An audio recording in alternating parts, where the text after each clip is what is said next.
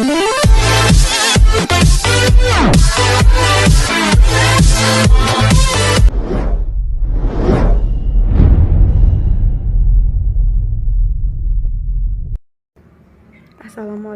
warahmatullahi wabarakatuh.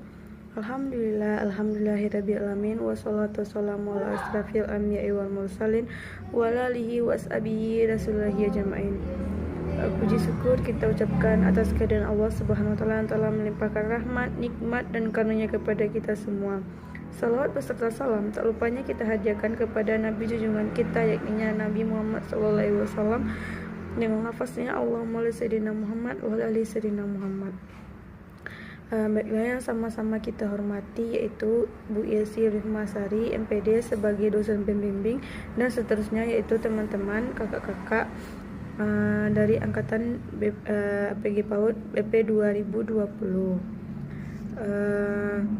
Kami dari kelompok 3 yang beranggotakan Rafiza Lofia, saya sendiri dilokasi sebagai moderator, Yani Fajrida, Miza Yuliana Fika, dan Fani Oftikasari. Baiklah, kami dari kelompok 3 juga akan membahas tentang konsep dasar penelitian kuantitatif, yang mana slide pertama yang akan dibacakan oleh Rafiza Lofia, dan slide kedua yang akan dibacakan oleh saya sendiri, dan slide ketiga yang akan dibacakan oleh Yani Fajrida, dan slide keempat yang akan dibacakan oleh Miza Yuliana Fika, dan slide terakhir yang akan dibacakan oleh Fani Oftikasari. A. Penempatan teori dalam penelitian kuantitatif. Dalam proposal peneliti menegaskan teorinya dalam bentuk beberapa hipotesis, pernyataan logika, jika maka, atau bentuk visual. Pertama, peneliti menegaskan teori dalam bentuk hipotesis yang saling berhubungan. Peneliti menyatakan teori dalam bentuk hipotesis. Jika maka, yang menunjukkan mengapa seseorang harus menggunakan variabel bebas dapat mempengaruhi terikat. Ketiga, peneliti dapat menyajikan teori dalam bentuk visual. Bentuk penting untuk menerjemahkan variabel ke dalam gambar visual. Contoh teori dalam penelitian kuantitatif. Contoh sederhana yang dapat diketahui yaitu pertama, 3 variabel bebas memengaruhi satu variabel terikat yang juga dimediasi oleh pengaruh dari 2 variabel intervening. Kedua, 2 kelompok dalam variabel X dibandingkan berdasarkan pengaruhnya terhadap Y variabel terikat. Dalam penelitian kuantitatif, peneliti menggunakan teori secara deduktif dan meletaknya di awal proposal penelitian. Oleh karena itu, tujuannya adalah untuk menguji atau memverifikasi suatu teori ketimbang pengembangannya. Maka peneliti kuantitatif mengajukan teori dan mengumpulkan data untuk menguji teori tersebut. B. Tinjauan pustaka kuantitatif. Tinjauan pustaka atau literatur review adalah ringkasan tertulis mengenai artikel dari jurnal, buku, dan dokumen lain yang mendeskripsikan teori serta informasi baik masa lalu maupun saat ini. Mengorganisasikan pustaka ke dalam topik dan dokumen yang dibutuhkan untuk proposal penelitian. Contohnya, berdasarkan hasil penelusuran penelitian terhadap literatur atau karya ilmiah, penerapan karakter disiplin pada anak usia dini lebih banyak dibahas oleh peneliti terdahulu. Oleh karena itu, untuk mendukung penelitian ini, penulis mencoba untuk menelaah penelitian terdahulu yang berkaitan dengan pembahasan sebagai acuan penelitian ini. Di antaranya adalah yang pertama, penelitian pertama yang dilakukan oleh Ika Budi Mariatun dengan judul Peran Pendidik PAUD dalam membangun karakter anak. Penelitian ini dilakukan pada tahun 2016. Tujuan penelitian ini adalah untuk menjabarkan peran seorang pendidik PAUD dalam menanamkan karakter anak sejak dini pada suatu lembaga. Hasil dari penelitian tersebut yaitu karakter yang akan memberikan identitas yang dapat dilihat secara kasat mata. Karakter harus dibiasakan oleh anak di sekolah. Yang kedua yaitu penelitian yang dilakukan oleh Kartika Rinaket AD dengan judul penanaman karakter anak usia 5 sampai 6 tahun pada masyarakat Samin. Penelitian ini dilakukan pada tahun 2014. Penelitian ini juga bertujuan untuk menggunakan metode pendekatan kualitatif dengan jenis penelitian studi etnografi. Hasil dari penelitian ini juga menyatakan bahwa pembiasaan karakter masyarakat Samin itu. Baiklah, materi selanjutnya yaitu metode pengambilan sampel. Metode pengambilan sampel terbagi menjadi dua, yaitu probability sampling dan non-probability sampling. Probability sampling itu merupakan teknik pengambilan sampel yang memberikan peluang yang sama bagi setiap unsur atau anggota populasi untuk dipilih menjadi anggota sampel. Teknik ini merupakan teknik yang memungkinkan peneliti atau evaluator untuk membuat generalisasi dari karakteristik sampel menjadi karakteristik populasi. Probability sampling ini terbagi menjadi 4, yaitu yang pertama, simple random sampling. Penyampelan acak sederhana dimaksud bahwa sebanyak N sampel diambil dari populasi N dan tiap anggota populasi mempunyai peluang yang sama untuk terambil. Cara untuk menentukan sampling yaitu cara tabel bilangan random. Contohnya, diketahui N sama dengan 1000 akan dipilih N sama dengan 20 dengan menggunakan teknik sampel random sampling. Yang kedua yaitu stratified random sampling.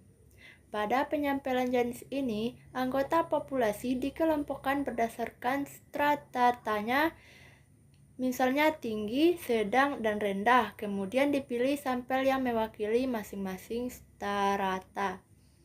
Yang ketiga yaitu systematic sampling penyampelan. Dengan cara ini dilakukan dengan mengurutkan terlebih dahulu semua anggota, kemudian dipilih urutan tertentu untuk dijadikan anggota sampel.